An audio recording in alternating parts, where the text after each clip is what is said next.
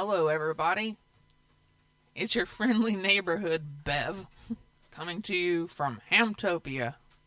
It's the 30th of March, and we're all trying to stay busy and positive, which is hard, but we're going to do it together. That's what we need to do. Everybody may not be together, but we can stick together and support each other. So we're going on with Chapter 8 of The Reaper and the Scribe. Thanks for coming today, by the way. Shout out to my girl Tara. Love you, girl. Chapter 8.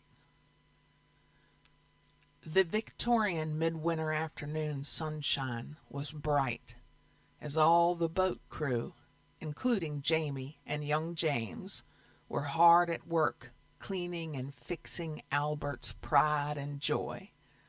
Working alongside his sister was something Jamie had never experienced, nor wanted to. Yet now he was seeing his sister in a different light. Although he was expecting her to blow up at any time, because he knew what Alicia was like. This was now the second day, and the Victorian era that Jamie loved was indeed changing his sister. Unlike him, it wasn't the majesty, ingenuity, and industry of the period that was changing her. It was the poverty, the poor, and the undernourished that strangely were working on Alicia. Jamie had skipped over this part of the Victorian era, as he was only really interested in the industrial part. It was an eye-opener for Jamie just as much as it was for Alicia. The side of the barge that Alicia had been cleaning was sparkling and all finished. Albert strolled over to where she was and put his arm around her shoulder. "Well done, Alicia. You have done a very good job. You should be proud of yourself, because I'm proud of you," he said to her, smiling. "I am proud, but it took me a lot longer than it took Doris to do her side." "Yes, it did. But Doris has been doing this for a very long time, and she has her own way of getting it done. If Doris was in your time, you would be doing things faster than her," comforted Albert. "No, I wouldn't. She would still be faster than me in my time as well." "A part of me is hoping that will change, though," answered Alice. "You are already making that change, sis," said Jamie. "I hope so, because I'm beginning to hate who I am," she answered. "Who you were," replied Jamie. "An awful lot more of me has to change yet, though, Jamie," was Alicia's truthful answer.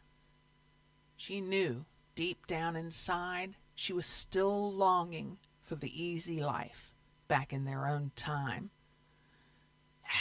"Where is that little bugger gone off to now?" said Doris with her hands on her hips, looking at the empty spot where the horse and idle child should be. "I shall go find him. I saw the direction he headed off in," laughed Alicia. Alicia, still dirty from her toils, climbed down from the barge and onto the towpath and said, "It won't take me long. We will be back soon." "Make sure you clip him around the ear when you find him," instructed Doris. "Let's have that kettle on, Doris, while I find out what young Jamie did this morning," said Albert. Doris went below deck and made a cup of tea, whilst Albert and Jamie began speaking about what Jamie's job entailed. Jamie explained to Albert that it was an engineering factory powered by steam, and they actually made steam locomotives. He went on to tell Albert that he had secured an apprenticeship to the engineer, a position much sought after in this day and age. Albert explained to Jamie that it was also his son John's wish to have such a job, and how much he would love to do it. The position will be his when I go back to my time and he returns here, said Jamie. How will that work? Your boss will be expecting you next week. What will happen when my John turns up? Asked Albert. Haven't you noticed, Albert? None of the people you have around here have asked who we are or to the whereabouts of John and Alice, asked Jamie. I reckon that's because while this has been happening, you two must look like my two, answered Albert. That's exactly right. I have registered myself at the factory as John Watson, said Jamie. John is not as clever as you. People there will notice, said Albert. No, they won't notice, because by next week it is all down to being taught by the engineer. To him, learning the trade hands-on is better than having a university degree, so all John will need is enthusiasm and an ability to work hard.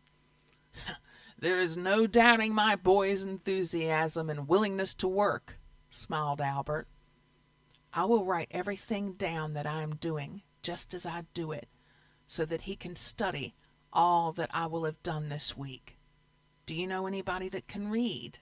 Jamie inquired. I can't read myself, but my friend Bert Wheelwright can, said Albert. Then he can read my instructions to John, Jamie answered excitedly. Who will help me on the barge? Asked Albert. I'm not sure, but if this is how things are supposed to work out, it'll be sorted, comforted John.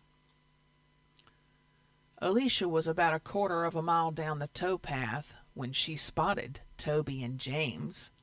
As soon as she reached them, James covered his ears with both hands. I'm not going to smack you, she said with a smile. James removed his hands from his ears. Toby just twitched his. Do you ride, Toby? She asked. No, replied James, wiping his nose on his sleeve and putting his cap back on. You're not my sister, he continued. You know, then, answered Alicia. No, I'm not your sister. But your sister will be back very soon. I don't mind you. You're soft, and you don't clout me round the ear, he said. Alicia smiled and held her hand out towards little James. She was pleased. She was standing on the side of him that the sleeve hadn't received the handkerchief treatment was on. As the tiny boy's hand grasped tightly onto hers, she said, Come on, James. It's almost tea time. I bet you're hungry. James nodded his head, and with one hand in Alicia's and the other on the rope leading to Toby's harness, they made their way back to the barge. On the way back, they passed a large building on the side of the canal. Alicia noticed small children peering out of the tiny, barred, broken windows. What's this place, James? She asked with some trepidation. That's the workhouse, and if I don't pull my socks up, it's where I'm going, he said. What do you mean? Inquired Alicia. Whenever I do anything wrong, my mam always says, If you don't pull your socks up, lad, it's the workhouse for you, he answered. Oh, I see, she answered with a little giggle. Then Alicia caught a glimpse of one of the poor creatures staring at them. She knew they were looking at the two of them with envious eyes. The different levels of poorness were hard for her to understand. Poor people were a waste of space and should be kept in their place, was what her mother had taught her, and here she was, looking at that very place. Oh, those words now weighed heavy in her heart. She grasped even tighter onto James's hand as they left the depressing scene. Before long, Alicia, young James, and Toby were back at the barge. "It's all right, Doris. When I found him, he was grooming Toby," informed Alicia. Doris gave James one of her looks that said, "I'm watching you, lad." He knew this look all too well and scurried downstairs to where a jam sandwich was awaiting his arrival. We passed a workhouse on the way back. It was awful. There were children staring at us from the windows. It was pitiful. They seemed to be staring at James, said Alicia.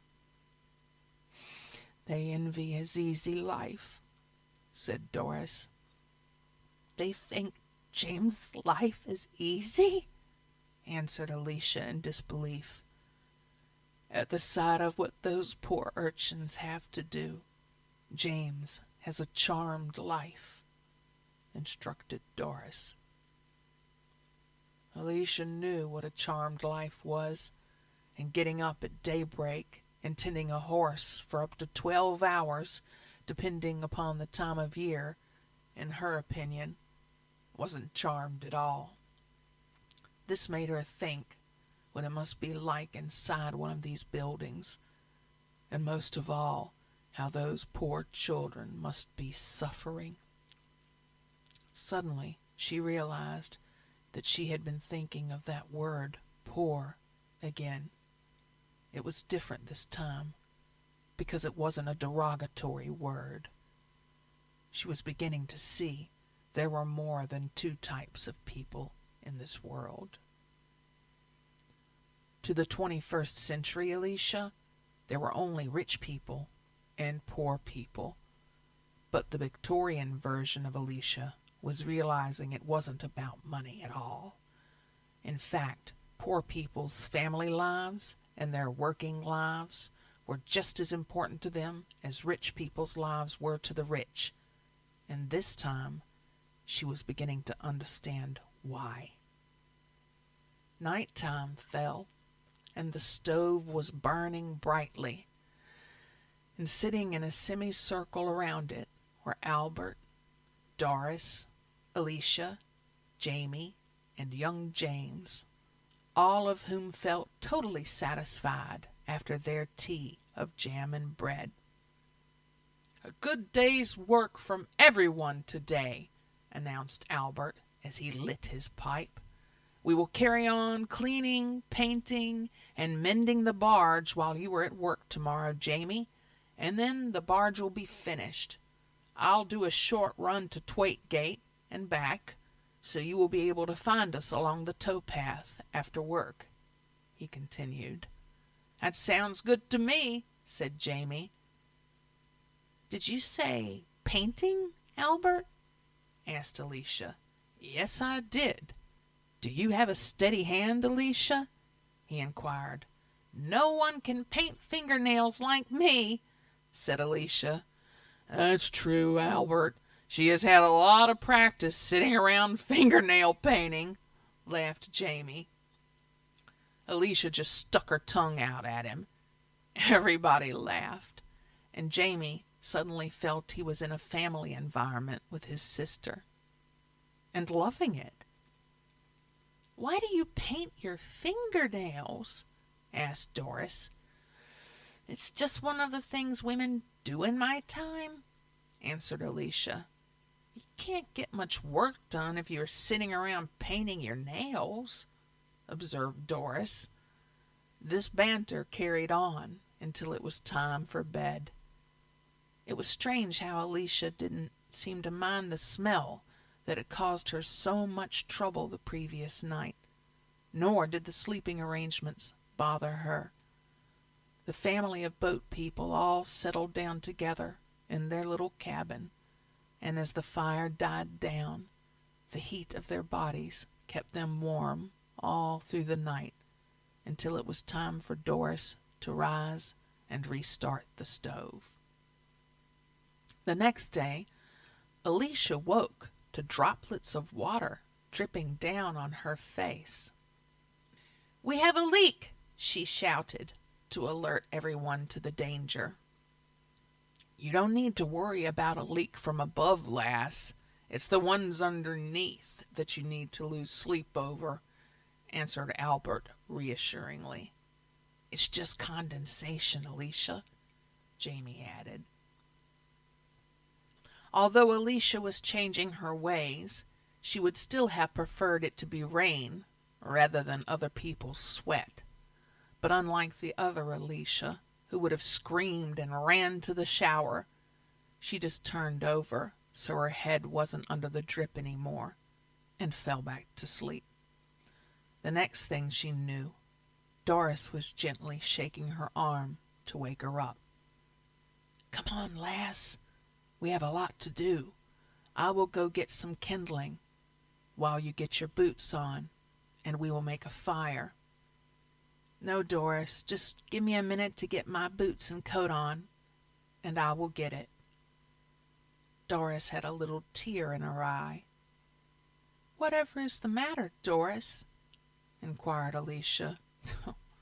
"I'm just being silly," replied Doris. "No, please, tell me," urged Alicia. "It was just for a second. When I woke you up, you smiled at me and I thought my Alice was back. Now you've begun to smile. You look like her," said Doris. Amongst all the other things Alicia was feeling, firstly, the horror for herself from being in that filthy, disgusting time period. Then when she saw the abject poverty of the children in the workhouses and the conditions people lived in, she had not spared a thought for the fact that Albert and Doris's children had been taken away from them. Alicia put her arms around Doris and gave her a loving squeeze. "Your Alice will be back with you soon, Doris, and things will return to normal." "I know," Doris answered. "Now, let's get that wood and light a fire," she continued. Alicia put her coat on and slid the hatch open, which released the two doors, and she was out in the morning air. Unlike the day before, the sky was cloudy, and it was snowing. This snow was unlike any she had seen before. This was because it had come through the soot from the tall chimneys and was tinged with black. Not wanting to stay too long in the cold, she hurried to find as much kindling as she could, then headed back towards the barge. It was then, when she was on her way back, that she saw a horrific sight. Two children, a little boy and girl, were sitting under a bush with nothing covering them when the weather had turned bitter cold. It had frozen them where they sat. Alicia dropped her wood and tried to get a hold of one of them by the arm. The little girl was stiff and lifeless. Her blue lips were set in a fatal frown. Frozen tears lined her white cheeks, and her pale blue eyes had lost their sparkle, staring ahead into nothingness. Sorry, guys. That stare burned into Alicia's very soul. The little boy's last facial expression embedded itself into Alicia's mind like a burning, hot, branding iron. The tiny boy had the look of a lost soul, hoping for the Savior that never came. Both children were barefoot, and their little toes were black with frostbite. Their ragged clothes, which barely covered them, were threadbare. No protection at all from this bitter cold. Alicia screamed out to Doris for help. When she arrived, she said to Alicia, "Come on, lass. This is a common sight for this time of year. Believe me, they are better off where they are now." "A common sight? My God! What will happen to them?" cried Alicia. "The undertaker walks along the canal path every morning in winter with his hand cart. He will pick 'em up, and all the other unfortunate ones who didn't make it through the night," informed the hardened Doris. "Do you mean there will be more of them?" asked Alicia in horror, her mouth gaping. "Yes, I'm afraid they are caught out when the weather turns, as it did last night," Doris replied. "I can't believe it. They are just little children. They should be at home with their parents. Children shouldn't be left out in the cold to die," sobbed Alicia, with tears streaming down her cheeks. "Try not to upset yourself, Alicia. These poor little ones don't have parents. They have run away from the horrible workhouses. This is what I meant when I said they are better off," informed Doris, with a grim look on her face. As Doris was comforting Alicia, a tall, thin man with a handcart, holding several lifeless children, walked up to where they stood. The man raised his top hat and said with a grin, "Morning, ladies. The reaper was busy last night." Alicia picked up the sticks that she had dropped and put them under her arm. She took hold of Doris's hand as she burst into tears once more. She couldn't believe how all those poor little children had died so horribly, and the undertaker was so nonchalant about it. The two sad ladies made their way back to the barge to light the fire.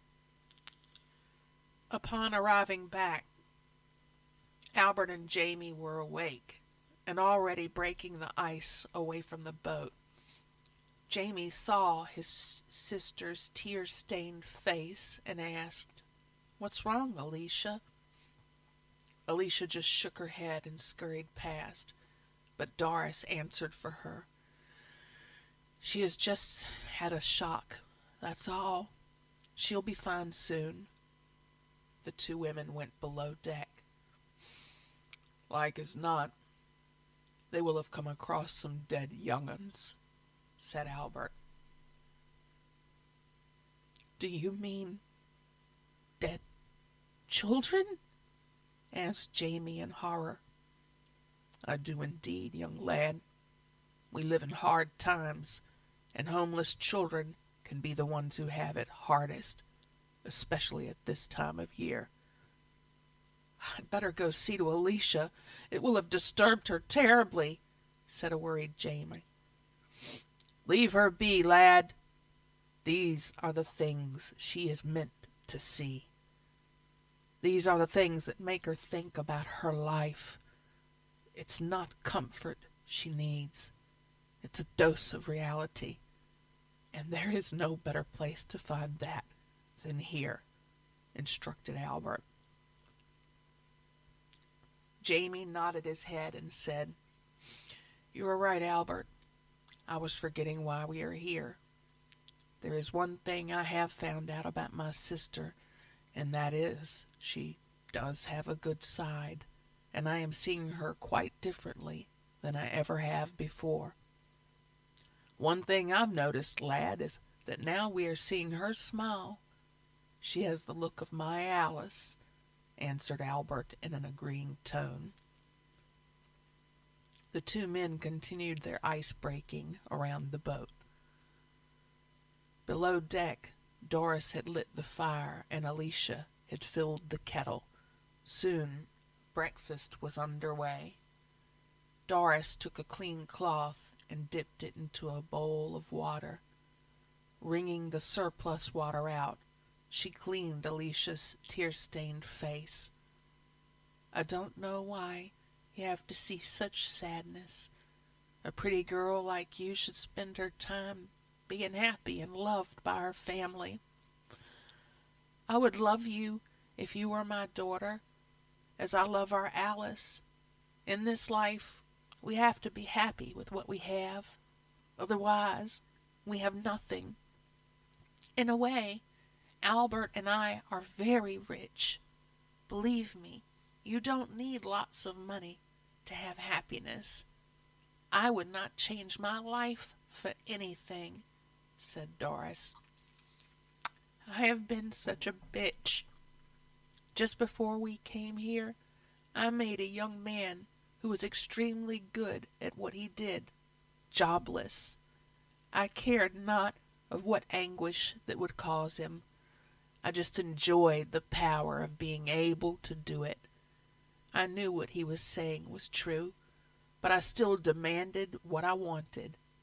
I am seeing a link between that and those poor, unfortunate children. Of course, I'm not saying he will suffer the same fate. I'm just seeing a link. Well, I'm not saying that I understand what is going on, but it seems to me you are changing for the better. When you get back, you can put what you have learned here to some good use, said Doris. Don't you worry about that, Doris.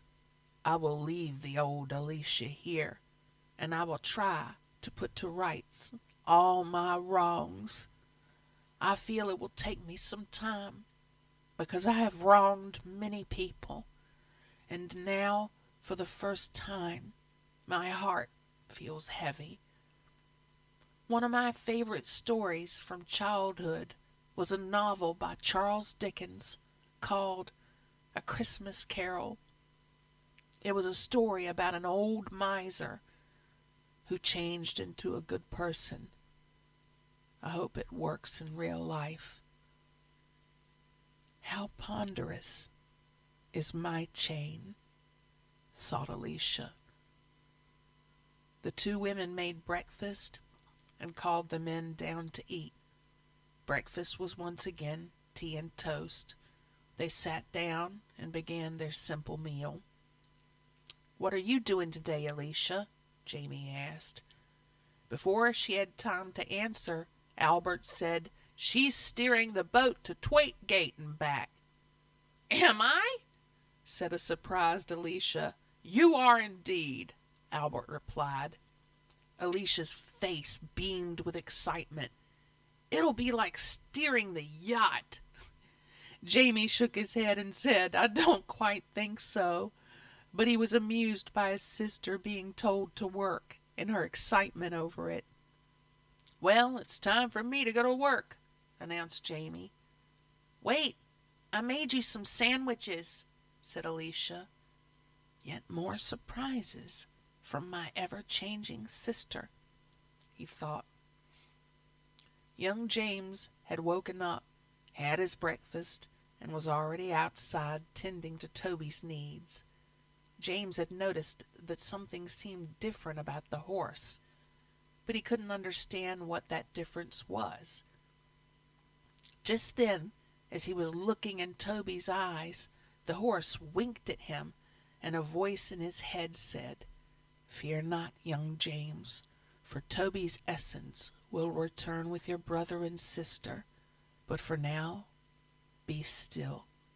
All is well. James felt at ease and carried on. Once the horse had been harnessed, James took him over the bridge to the opposite bank of the canal. Albert moved to the bow of the barge and started to pole the boat to the other side. The ice was cracking as Albert's large forearms powered down upon the pole. It wasn't long before the barge was facing the opposite direction towards Thwaite Gate and his next load of coal from Middleton Pit. When the rope had been tied to Toby's harness, James made a clicking noise and led Toby by it. He wasn't tall enough yet to hold Toby's harness. The strong rope slowly began to tighten as the slack was taken up. It lifted from the icy cold water and snapped taut, with a spray of water droplets exploding into the air, and the coal barge began to move. Albert had now joined Alicia at the stern and explained to her that the bow would want to move towards the canal bank, with it being pulled from there. Just push the tiller arm a little way from the bank, and that will rectify the horse's pull. Then you will be steering nice and straight, he advised. "This is fun!" exclaimed Alicia, not even thinking of the cold biting at her face. Toby, led by James, pulled the barge that was steered by Alicia and crewed by Albert and Doris down the tow path and out of the city center, making their way to Thwaite Gate. Jamie was walking in the opposite direction, towards Oldbeck. He arrived at his new place of work 15 minutes early. He went to the engine house to look at the steam engine. As he walked inside, there it was, a real steam engine at work, powering a factory. He had only seen one of this type of engine in a museum, but this was one in its golden years as the new technology. A man was sitting in an armchair just to the right of the engine. He was the chap who was looking after the engine. He introduced himself to Jamie as Alf Chandler. "Hello," said Jamie. "I'm the new apprentice to the engineer. I just wanted to come and have a look at this magnificent engine of yours," he explained. "Hello to you, young fellow. So, you like steam engines, do ya? Mine's a beauty.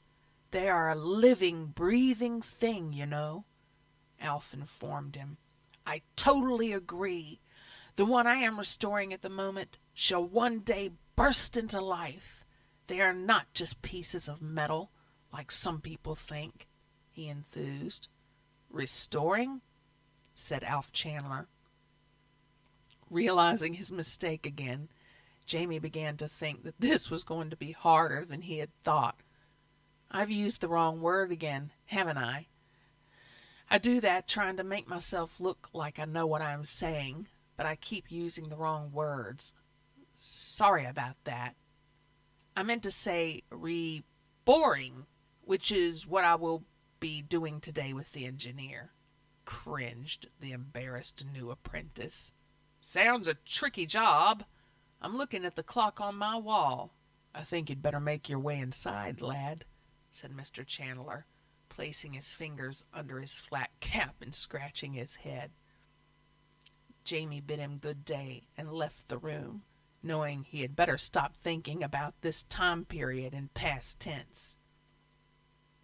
Quick smart, he made his way to the factory, where the workforce were approaching their machinery and engaging the belt drives to slide the power belts onto the flywheels of their individual machines. The instant noise was deafening to Jamie, but to the people around him, they just carried on as if the decibel level hadn't even altered. "Good morning," came a booming voice from the office. "Let's have you in here," said Jack Hawkins. "As I said yesterday, I want you to learn hands-on. Your history degree won't help you here. What we are doing is too modern, so you will have to use your common sense. Another thing, if the young lads working in here find out you are a bit of a toff, You'll have a big problem with them. So, if I forget what I've learned at university and pretend I'm from a poor background, the people here will like me more? He asked. What about you? He continued, looking straight at Jack Hawkins. Me, lad? I never had time for schooling. I was taught how to read and write by my uncle, but then I made my own way in life. I don't really hold with fancy universities. My belief is that skills are learned in a factory, not a classroom, was his truthful answer. Jamie lowered his head and in a low but confident voice said, I've never been to university. What? Replied the engineer. I said that to impress you. I can't read or write. I only know about these engines because a friend taught me a bit about them. I'm a canal boatman, like my father before me. But I so desperately want to be an engineer. I want to be part of this modern era, announced Jamie. Jack Hawkins sat down at his desk. He looked once again at the drawings lying there. He then looked up at Jamie, raising a single eyebrow, and asked, Why the deceit? I didn't want to leave my father's business to work as a boiler man. I want to be an engineer. If I had told you the truth, you would never have seen my potential. I need you to know that I understand about what you are building here. If you can forgive the pretense, I will make the best apprentice you have ever had, replied Jamie. Jack Hawkins wore a more relaxed facial expression and said, Although I don't condone lying in any shape or form, you have owned up to your deceit, and your argument is a just one.